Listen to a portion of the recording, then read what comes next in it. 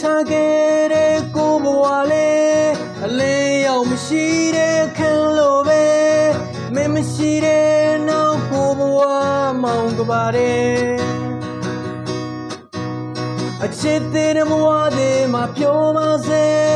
ကိုလေးဆူတောင်းပေးပါတယ်ကိုဘဝရဲ့ငယ်ရှိဦးရဲ့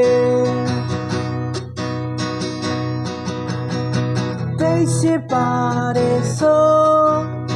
မင်းပြောခဲ့တာပဲယုံစားမိခဲ့ကိုနှလုံးသားလေးတန်ရာတွေကြီးပဲသိရှိပါတယ်ဆိုမင်းပြောခဲ့တာပဲရဲ့ယုံစားမိခဲ့ကိုနှလုံးသားလေးတန်ရာတွေကြီးပဲသိရှိပါတယ်ဆိုမင်းပြောခဲ့